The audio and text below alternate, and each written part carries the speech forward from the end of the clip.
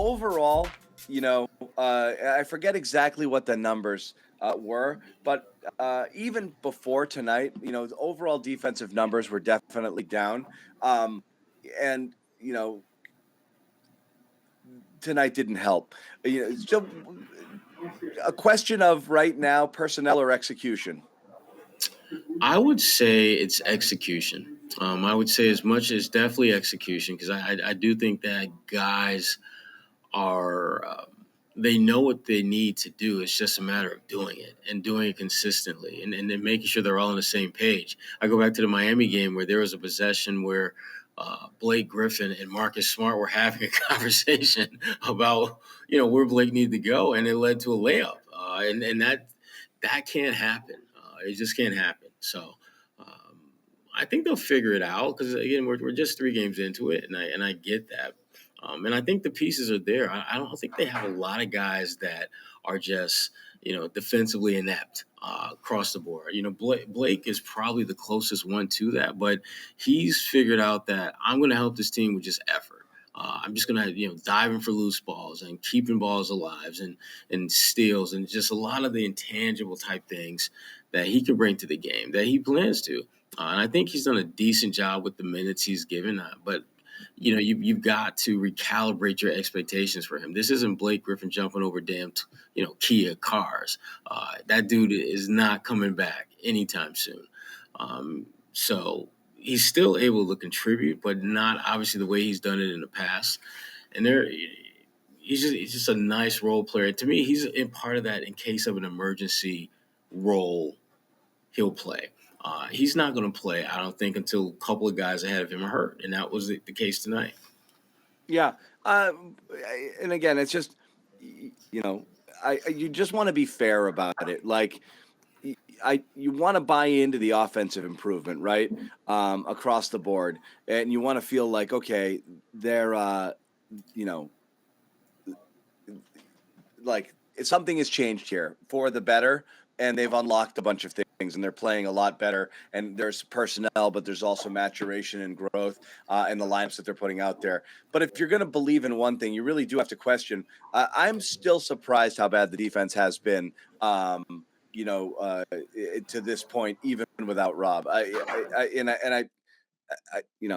I'm not trying to freak it out. It's just simply you can't attribute it all to one person. This is the hallmark of the team. And you did add a player in Brogdon who should be coming in and be able to be a terrific two-way player, and he is. So I don't want to put everything on one guy missing because even when Rob was out for a stretch last year, they were still playing elite level defense, and they're nowhere near that right now. No, they're not, and I think that's almost like the trade off when you have an emerging and you want to talk offense. about the potential Ime factor here, because if you want to talk about Joe likes to play it open up and this and that, that's great. Maybe that's part of the sacrifice. Maybe it's just harder to be a good defensive team when you're constantly on the move. There's more possessions on both sides, so the defensive numbers are going to look overall worse. There's going to be more points scored because you're playing with more pace, but that's going to benefit you, and that's fine as long as you're outscoring the other team. But you just want to believe you can get stops when you need stops. Yeah, and they're not quite constructed to do that now. I think the pieces are there. I just don't think that they have built up that team synergy to go out there and do that and do it consistently, like we saw them do at the end of last season.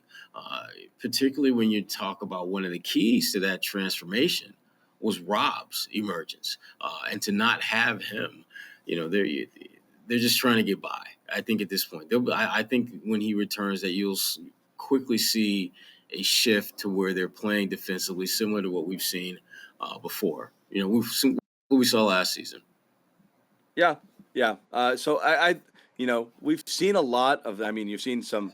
What are the figures here? 120, 127. I mean, they're putting up some big friggin' numbers here. But I do want to see one of those signature defensive games where they just erase a team. But again, maybe it is. I don't want to put it all on Rob, and maybe that is that easy. Some people think that is entirely the defense. It's just it's a bit worse than I would have expected, even with Rob being gone right now. And that's why I pointed at Marcus. That's why I pointed a little bit at Jaylen's game tonight, because you really can't.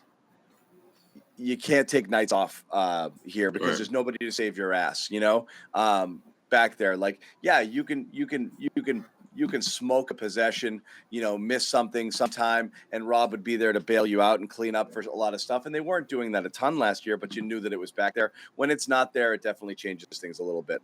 But still have to be considerably better. Yeah, yeah, and I think they will. I mean, I think they will over time because at the end of the day, the main thing is, are you giving yourself a chance to win with your play? And they're doing that. And like I said, I think defensively they will gradually improve, and certainly when Rob gets back, they'll be appreciably better.